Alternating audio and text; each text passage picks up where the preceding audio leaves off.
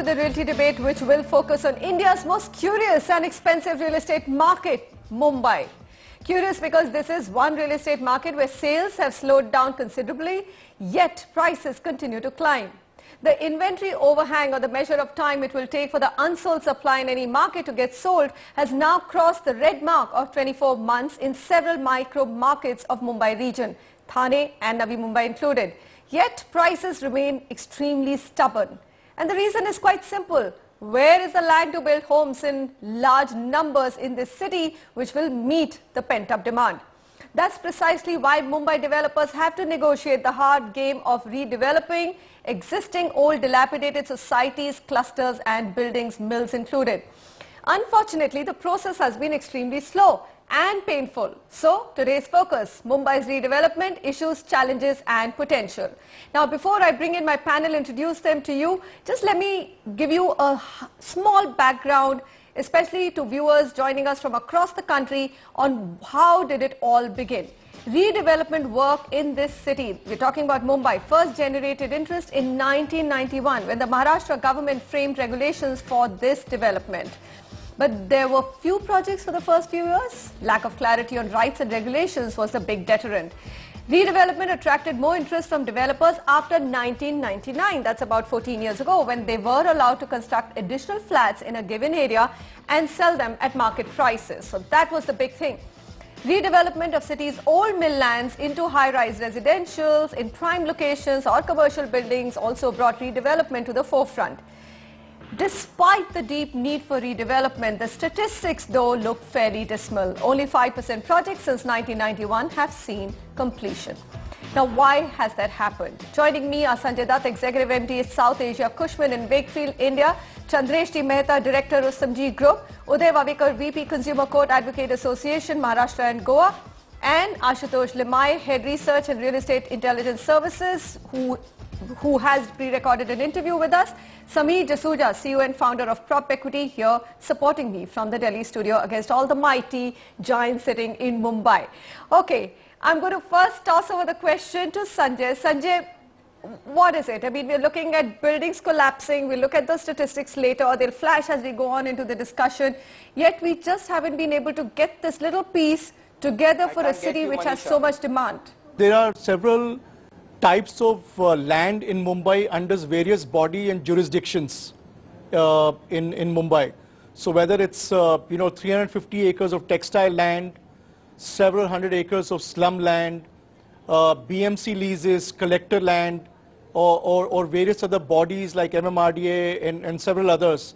And each of these bodies have their own jurisdiction, their own rules, their own laws, and depending on what the scheme is, whether you had an industrial property on those land parcels or existing residential property, offer various kind of complications, and therefore it's very difficult to go about putting this in place. Having said that, of late, because of scarcity of land, a lot of developers have ventured out and started creating their expertise in redevelopment market. And some, you would have noticed, some tier 1 developers have gone for textile mills. So obviously large chunky properties, extremely valuable, very high ticket, but easier to manage because textile committee has certain policies. There is one-third share of the land that is given for redevelopment, and then you're able to build 1.33 FSI and some fungible now, with the exception of few schemes where you can have built parking. And all of that, have certain time built into that aspect, and likewise others. So really, it's a complicated procedure, the process, and if that happens over 2 governments or 2 regimes or 2 municipal commissioners in the government department, you had it, and therefore it takes all the while to get these going. Chandresh, would you agree with Sanjay? Policy flip-flop, multitude of regulations has been the biggest deterrent for developers to aggressively go after the big Mumbai dream of redevelopment?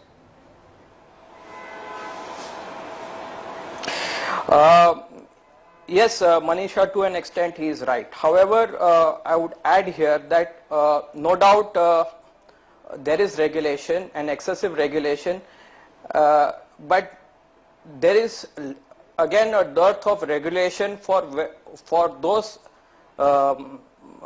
aspects of the redevelopment which is not yet covered. What I mean to say is that redevelopment is an inclusive process.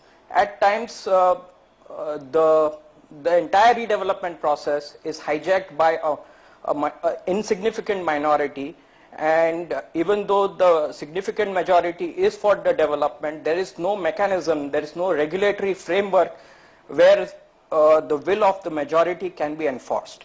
And let's say in a development of 50 tenements where there are 50 flat holders living in one particular building, I cannot really demolish the building till such time as each and every one of those 50 people vacate.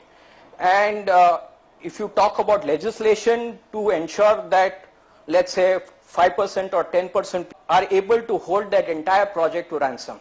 So while there is regulation in those aspects of redevelopment which is not required, and whereas there is lack of legislation in certain other aspects of redevelopment, which is to do with clearing the property and securing the title. All right, Uday Vavikar, you've been very closely associated with societies, interacting with them on this issue, and have looked at this topic very, very deeply. Tell me, what is it that takes societies or holds back 10% of people in societies who are living in dilapidated buildings, ready to crumble any day, threat to their lives, yet not give a go-ahead to redevelopment? Why is there so much distrust? If you, Manisha, look at the past of redevelopment, there was no PMC, that is the Project Management Consultancy under Section 79, which is now mandatory for the society as an advisory, which has an architect, which has a lawyer, which also has a chartered accountant, society consultant and structural engineer. Because of lack of the legal knowledge or otherwise, there was a risk that you may lose your house, and it has happened. By the so many examples are there in Mumbai, that you give your house to a developer, you get out, building is demolished, and you may not get it back because whole projects are sold. At times. So there is, or the delays, there are so much delays. The project that says 18 months will complete, they would not complete for 5 years, and developer stops paying alternate rent to the people. People are on the roads. So because of this care, people did not want to go forward for redevelopment, or some of them wanted so much to do and they take a risk with a fly-by-night operator. There has to be some regulation as far as licensing is concerned for redevelopment. Good builders are doing good redevelopment, but then again time lag and there are legal issues. But the legal issues are now getting sorted out. I do not agree with Chandresh that if a single member doesn't leave, my project gets held up. It is not happening now. Courts, regulatory authorities including MHADA, there are various regulations, people can't hold you for ransom. But builders are delaying on the contrary because there are the good builders have to take up the redevelopment, or societies have to now think of self-redevelopment, because you have lot of Tatas are coming forward, Larsen and Toubro is coming forward to build, so why not self-redevelop? So that proposition is also now, and some societies in Bombay have done it. And then the society has a great profit, because one has to look at the maintenance cost after redevelopment. Today you are paying 1,000 rupees maintenance, after redevelopment you will be paying 5,000 rupees to 10,000 rupees maintenance. Can a middle class family afford it, who is a lower middle class? Chandresh, I'm sure you have a counterpoint. Why not allow the societies to do it themselves? So I'm wondering, yes, it's such a task to build a single house in India. How do you go about building a whole building and redeveloping? I beg to differ with Uday here. First and foremost, he's talking about you can go to courts. Manisha, you tell me which developer is interested in, after putting crores of rupees in vacating, let's say 90% of the members, after investing so much money in FSI, which developer is interested in going to court and spending years together to get one or insignificant minority vacated? So no doubt, I mean, the courts are always there and you normally do get a positive verdict, but it is the time loss and the cost escalation because of the time loss that is worrying. Secondly, he brought up the topic of self-redevelopment. I have yet to see a single instant where a society has self-redeveloped where the members have vacated, the buildings have been built, and they have come back. If Uday knows of any single case where self-redevelopment has successfully concluded, I would like to be corrected. So it is very easy to say that you please approach the courts and get the members vacate, but that is self-defeating. One of the key reasons why development does not happen and does not happen in great numbers is because of the greed of the societies. I mean, any a fly-by-night operator may give them a little more, 10% more. These societies go in that direction, and then they blame that they have been duped and the development is not happening. Of course, there has to be a regulation to ensure that developers don't take the societies for granted and conclude whatever they have begun. But till such that, I mean, there is no dearth of good developers if societies want. There is an entire process, as Uday said, under 79A. They can conclude that process, hand over the development. The only thing that the developer wants, only one assurance that he wants, that after having concluded the process as mandated by law and as mandated by the society, people will vacate. That's the only assurance that we want. If that happens, I think we will have a wonderful development, and we have got, as a group, we are in this business of redevelopment since 1999. And we have got a good experience. But these issues are there, and they need to be resolved. Okay, so we got to tackle them. Absolutely. So let me get independent perspective. Sameer, what do you think? I mean, have the developers done a decent enough job to give societies that confidence that, hey, why would we want to undertake such a humongous task? Like I said, in India, you lose all your hair building a single house. Imagine 100 people coming together to actually agree on redeveloping something by themselves. That's something which I would probably tend to agree with Chandresh is a very difficult task. No, I completely agree with you. Hats off to the developers who can execute redevelopment projects successfully. You know, first of all, managing to convince 10 families to have the same opinion is so difficult, and here there are 300 tenements, there are 50 tenements. It's just almost impossible. That's why very, very few developers in Mumbai have been able to develop this expertise, and mostly have built a track record, and only society should ideally go to them, because this is not anybody's cup of tea. The second, it's most difficult. Secondly, that I think that the developers also in our country have not been the most ethical lot, right? Here, there is a huge risk, as one of the panelists rightly pointed out. You have to give up your home. You have to believe the developer that he will rebuild the home later and give it back to you. And you have to trust the developer that he will pay your rent, which is a huge leap of faith that one has to take with the developer class typically, because they've not really lived up to. And even one case gone wrong, people become very, very apprehensive about this whole thing. The one point that I want to make is that the biggest opportunity in Mumbai lies in redevelopment. And somebody was talking about time loss, but that's all factored in. Where do you get to do a project where your neighboring project is trading at 40,000 rupees a square feet, and your cost of sale to the first time buyer, which is the pre-launch buyer, is 15,000 rupees a square feet?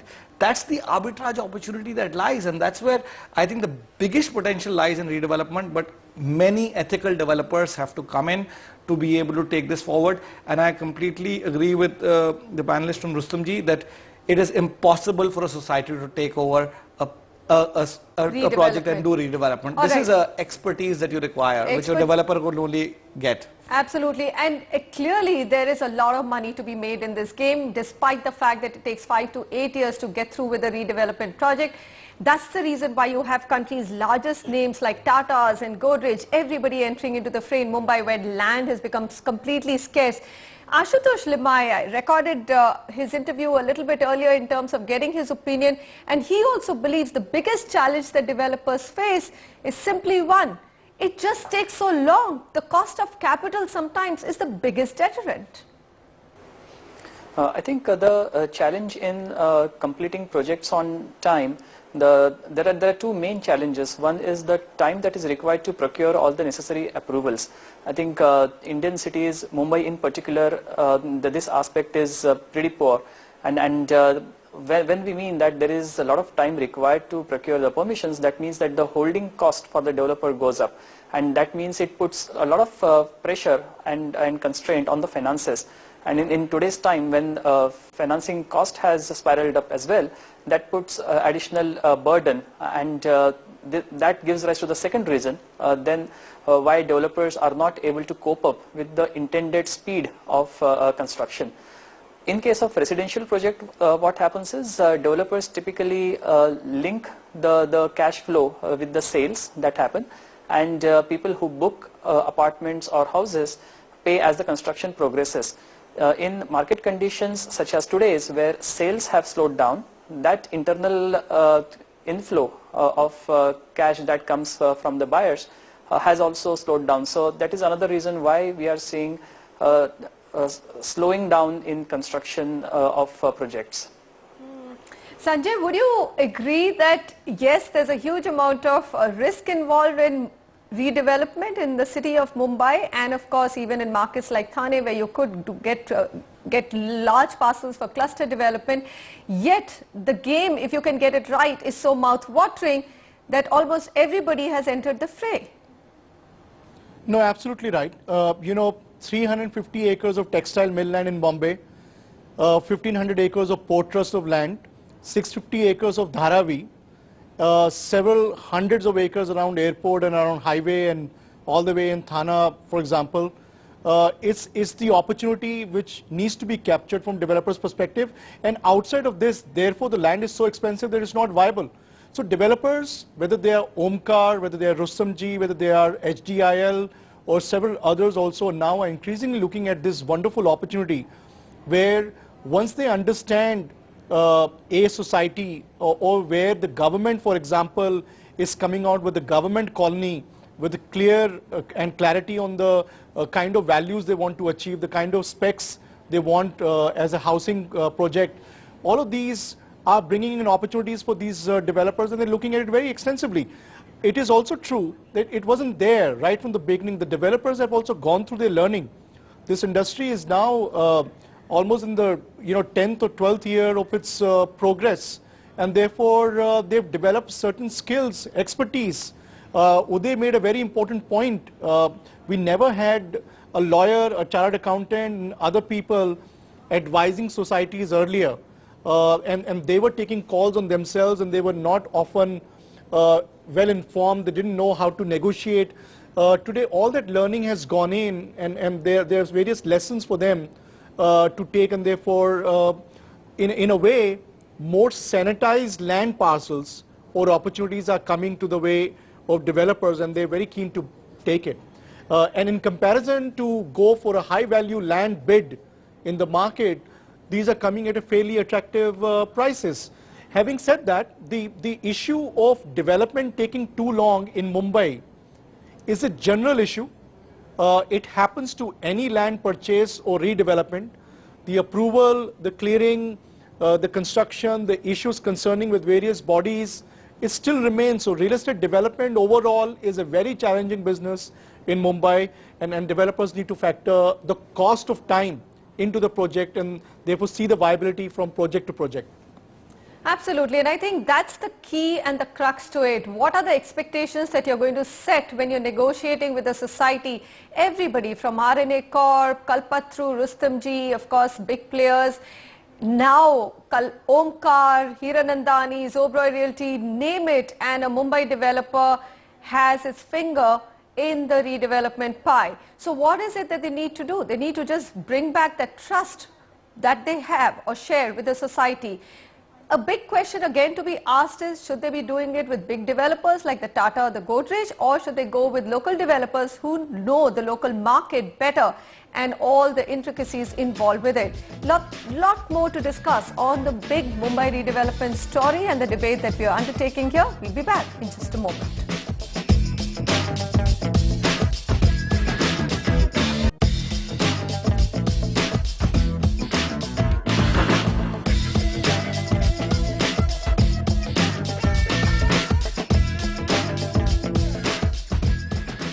Mumbai's redevelopment headwind? What are the opportunities? What are the challenges? That's what we're focusing on today. For viewers who are joining us from across the country, why is there such a crying need for this discussion? Look at some of the figures. Around 1 lakh residents live in around 900 old dilapidated buildings in Mumbai alone. More than 90 people have been crushed under such dangerous buildings in the last 3 months.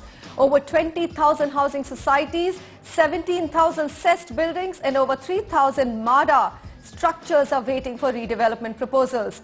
Market survey report states that around 16,000 MADA buildings are decrepit since 1999. We're talking about 14 years ago. And merely 8% of these 17,000 cessed buildings have been redeveloped. So, lots of opportunity, lots of challenges.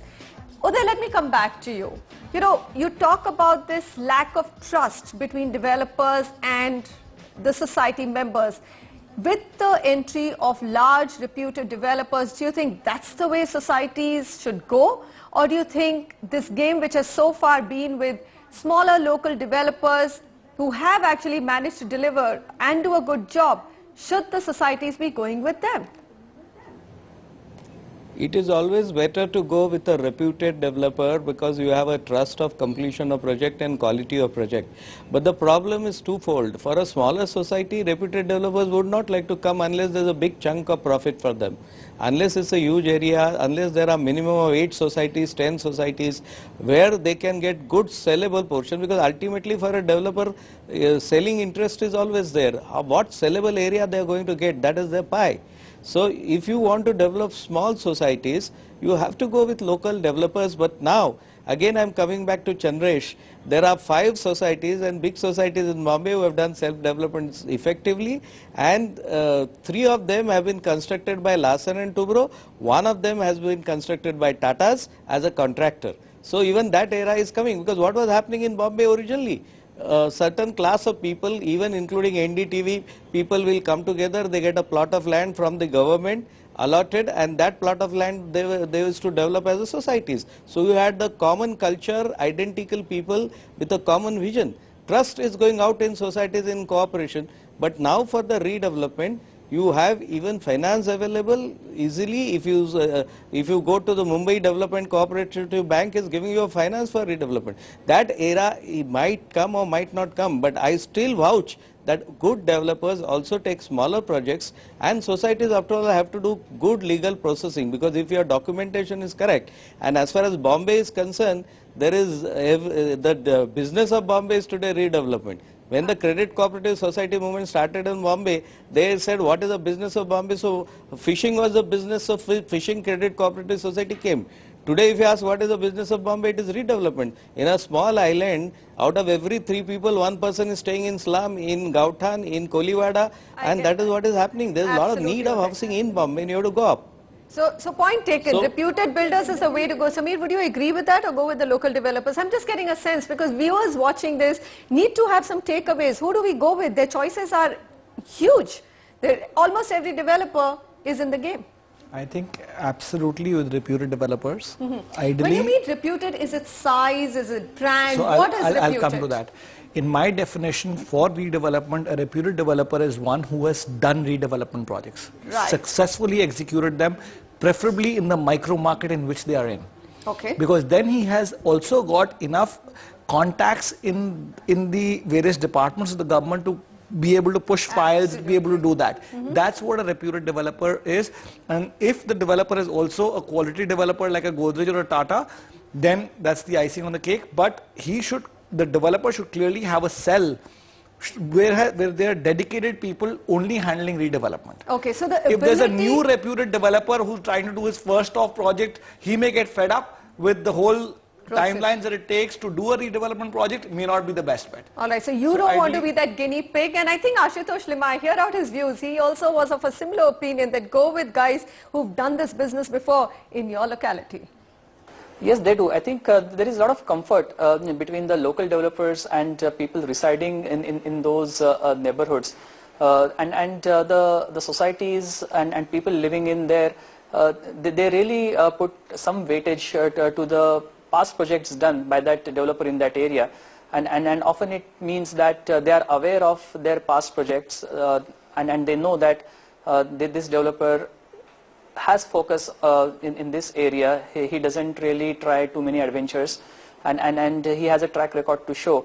So I think they are seen no less than the big boys who are well known because of their brand value, who are well known because they construct large projects. They are present in more than one parts of the city, and many times you have seen that the local developers are marginally ahead of the large developers when it comes to housing society redevelopment.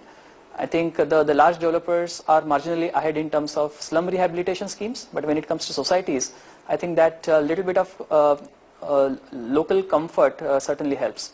Chandresh, what are your views? I tend to agree with Uday. He hit the nail on the head when he said that developers are interested in bigger projects.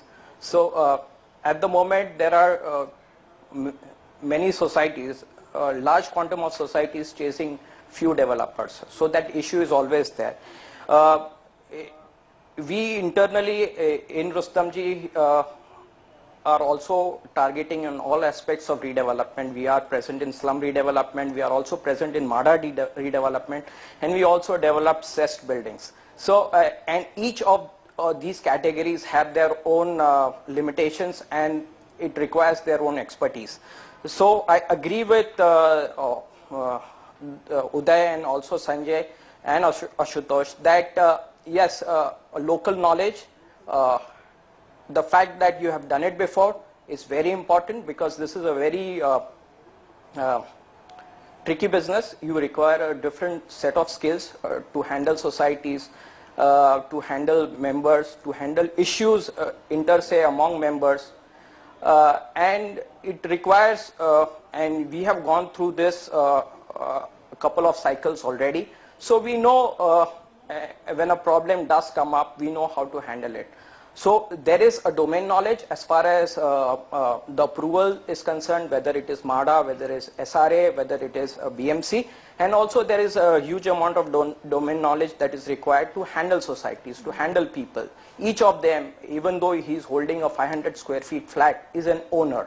So you need to give them that respect, you need to give them that comfort, and that comes after with experience. You require a totally different mindset when you are dealing with societies. All right, fair enough. So we are converging to reputed local developers who have some experience in navigating the complicated process, not really the big names that we are talking about, unless they have actually done some work. That would be a safer bet. Sanjay, that's a big conclusion to come to, but just wanted another perspective from you in terms of, you know, all these changing MADA rules. They talk about FSIs going up from 3 to 4 for redevelopment, for clusters going up by 1.33.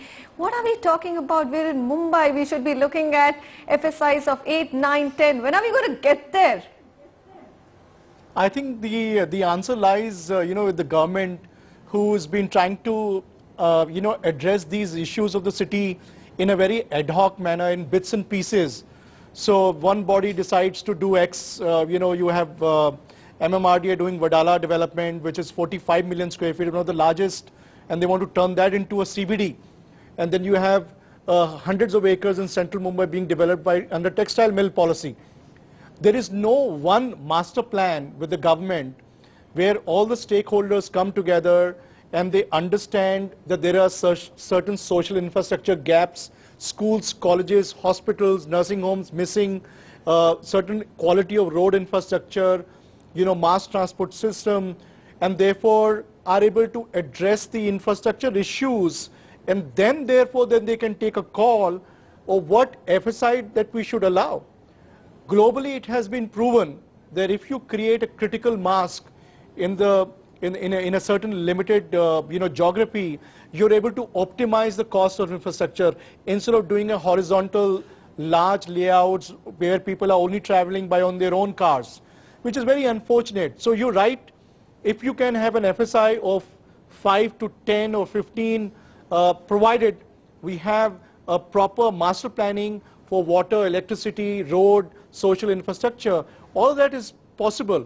If the government is going to continue in bits and pieces, they will never get it right, and we will continue to come in and debate, how and when will they address it. Absolutely. I think that's my big concern as well. The piecemeal work that happens, you cross one hurdle and you meet another one. Uday, just explain to me another thing which I heard from one of the large developers. They said not only are rules complicated across different kind of bodies who are governing different pieces of redevelopment, but something as simple as what are you promising the homeowner? Why can't it be a simple formula like, hey, you give up 800 square foot or 250 square foot and that's exactly what you get back. Why are there complicated deals being struck where, you will get this much of money, you could get this much extra? Why can't it be simplified and then becomes transparent across all redevelopment process? Manisha, I totally agree with you, and there has to be a standardized policy. But what happens is each plot, each smaller society, bigger society, the offerings go according to the sellable areas of the builder, and then they can provide incentive. You have to get out of the house, you have to get a rent. Rent differs from area to area. So bringing standardization would really help. Transparency would be there, but at the same time, various authorities are there, their regulations have to be, and I agree with Sanjay, when government said Bombay has to be made as Shanghai, then you give a Shanghai FSI. In city, Mumbai city, you have FSI from 4 to 7 clustered development, whereas in suburbs you have only 1:1 and 0.33. This disparity has to be removed.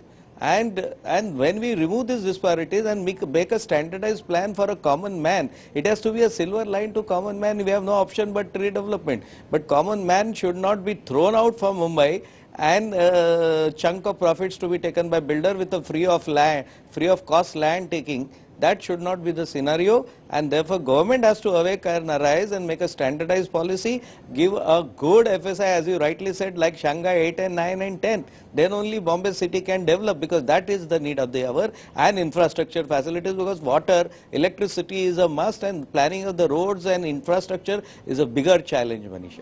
Okay, chunk of profits. Now talking about chunk of profits, because everybody thinks that this has to be a mouth-watering game. That's why you have all the large developers of Mumbai in the pie. You also have now PEs backing this game. India REIT Fund Advisors backed by the Piramal Group. ASK Property Investments are among some of the PE firms investing in redevelopment projects. You also have Kotak Realty Fund looking at this segment. India REIT has invested in the Versova project with Paranjpai schemes in 2011. In January this year, they raised another 400 crore to invest specifically in redevelopment. ASK picked up a 49% stake in a Chembur project of Godrej Properties. Total cost 700 crores, and of course they have invested 100 crores in it. Sameer, are the profits so abnormal as Uday makes it out to be, or is it just that there is nothing else to develop in Mumbai other than go for redevelopment projects? I think it's a combination of both. Land is clearly scarce in Mumbai, so it's not that it's hugely available. B, if you have to buy land in Mumbai, you have to cough up the money up front, and that is a huge sum, and you're not going to get any bank funding for the same. Compare that to a redevelopment project where you don't have to pay entirely for the land. You have a huge cost arbitrage.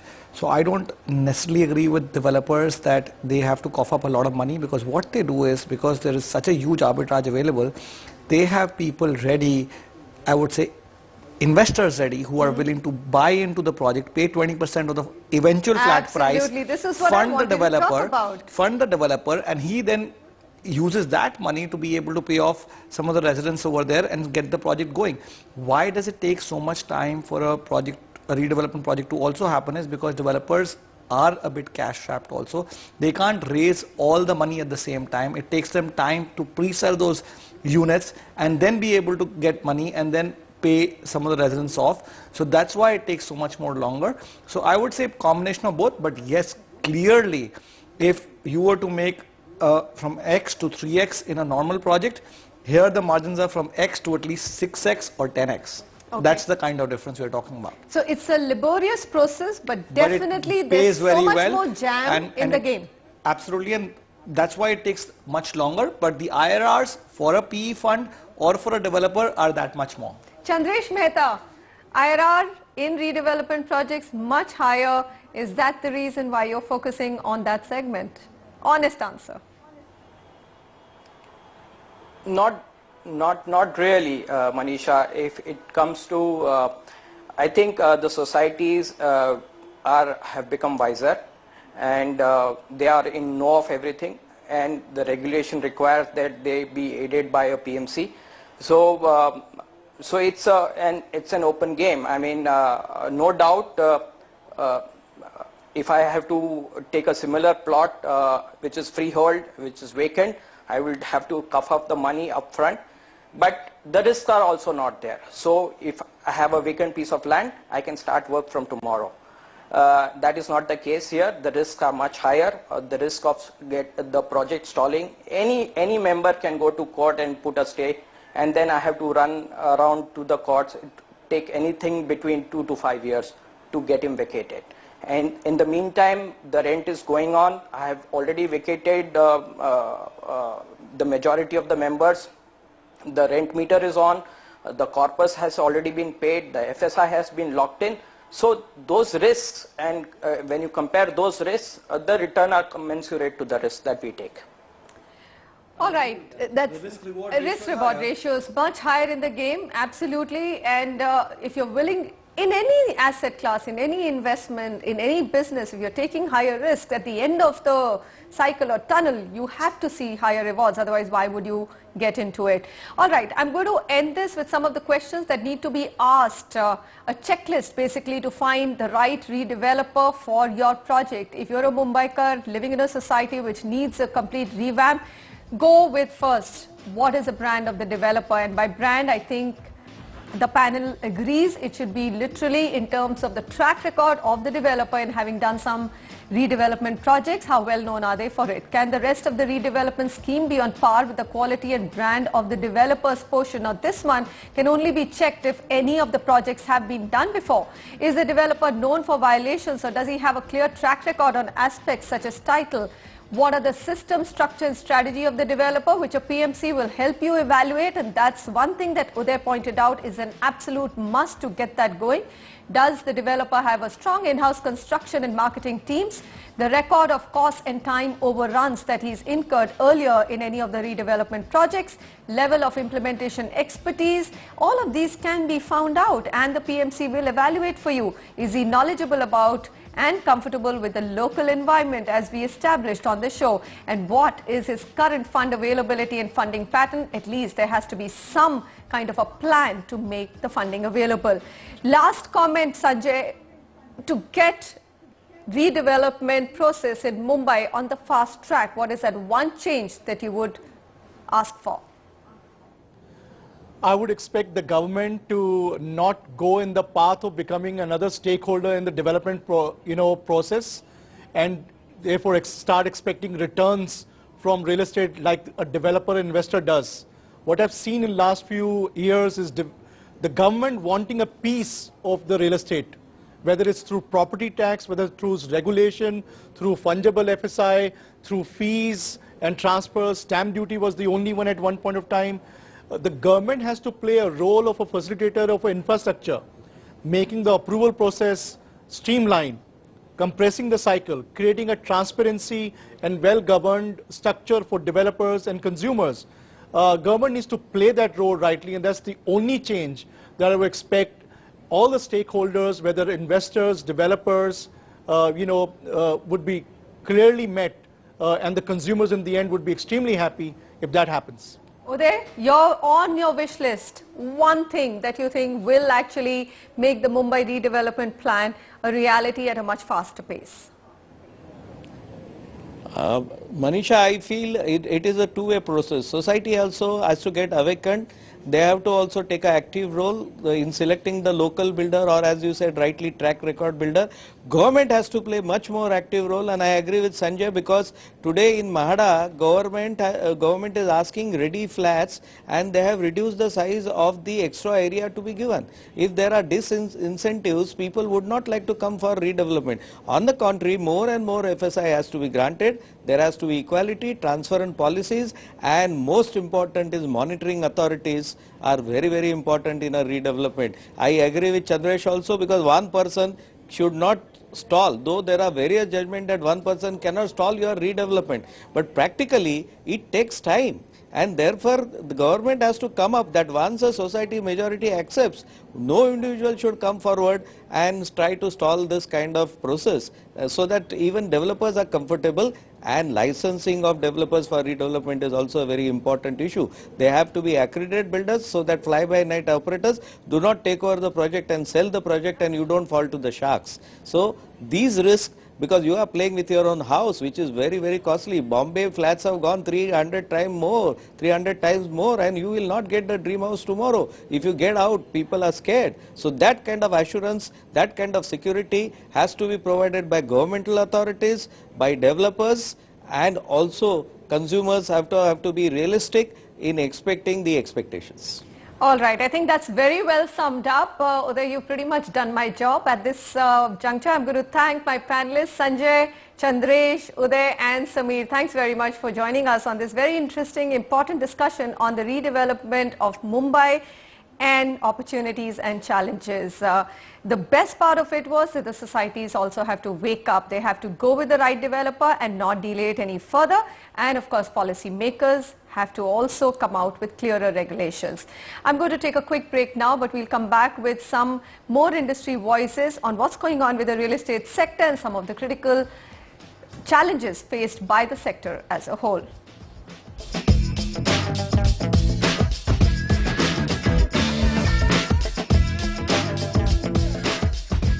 There's no denying that there is a slowdown and depression in the real estate market in many of the cities. But India's largest real estate player, DLF, says it's still upbeat about the future and has a game plan ready for the coming years. The company is ready with more launches and plans to complete up to 14 million square feet of area of the 50 million square feet that is under construction. Hear out Executive Director Rajiv Talwar speaking to Ndtv. I have with me the management of DLF, Mr. Rajiv Talwar, the Executive Director. So thank you so much for joining us and congratulations on winning the award. Thank you for a lovely platform. I want to start off by asking you, I had a chance to go through your earnings press release, what you posted for the fourth quarter, and you mentioned, and I quote here, company envisages an uncertain and lower growth environment. Can you elaborate on that? Do you expect the environment ahead to be difficult? And if yes, what's the game plan for DLF? Okay, very fine, yes. We do see that the coming year, given the growth rates as they are being projected right now and as they've been substantiated, that 4.8% in the fourth quarter, 5%, we hope that with a long time cycle industry like we are, where it takes in 3 to 4 years for a project to get completed, the next year will be a little choppy. We depend on the economy, we depend on the Indian citizen, and we depend on the Indian government to really give clearances fast, to invest into real estate and thereby kick in a much larger growth cycle which this industry does take on the responsibility, whether it's employment, whether it is industries which are ancillaries, whether it is in fact industries and personnel which go into the sales and marketing and then seeing that the maintenance and upkeep is there. So we really think that given the background of the last 2 or 3 years, there need to be many more steps, something like what we heard right now, the minister saying infrastructure status, exemptions from taxation, plus in fact making double-digit FSI and FAR rules so that the cost of land is really negated. I think we have to take a decision that if we have to make more compact cities, we will have to go higher. We will have to see that infrastructure, which is really provided much more easily in a compact structure and a compact city, is made available so that basically economic growth spans not only this industry, housing and construction, but also is able to spread itself into many, many more industries for which cities are much more viable than to spread them out all over the countryside. So, going per the game plan that you have in mind for the year 2013-14 and the years ahead, would you be looking aggressively at new launches or would you be focusing on completing existing projects? I think we have both. In an industry like housing and construction, you don't really look only at the coming year, you look at a few years ahead. And we are quite certain that in the coming year, we will not only be completing and which will be a humongous amount of completion. We have almost 50 million square feet of ongoing construction at any given point of time. Therefore, we should look forward to handing over and completing anywhere from 8 to 14 million square feet of space. But since those tend to be futuristic statements, we tend to fight shy of them and say that yes, projects which are on the anvil, projects which are under construction, it would be our endeavor to complete them ASAP, as fast as possible, and of course over the next few years try and keep the cycle going by more and more launches, which some of which you've seen and some of which all over India you will see in future. Two of your launches have generated substantial amount of interest. I'm talking about Crest and Camellia. Can Okay. you, for all of us who are watching, can you help us understand what's the outlook for both of these projects? Okay, I think quality of life, we are really dependent on how people perceive us and what kind of quality of life they get. We take a huge amount of burden and interest and effort, put in effort with lots of dedicated staff and personnel and our co-developers in the sense of contractors, in the sense of PMCs, in the sense of labor, everyone included, that the quality of life which is given to the resident is actually the best that he can think of. That is our benchmark, that we should live up to the expectations of our customers who are the most valued for us. And we are quite fortunate that seeing Magnolias, seeing Bel Air and Park Place, I think the response has been very good. We've received some commendations which are really worthy of making you work, and we hope that yes, the Crest which will, and the Camellias, which will include many more technological and design features which are new, will live up to the expectations of people who actually invest into them, and thereby give us not only satisfaction but also give everyone the returns they expect. Mr. Dalwar, thank you so much for joining us.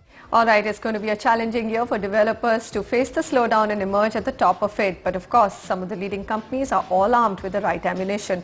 It's a goodbye from me, and thanks so much for joining us.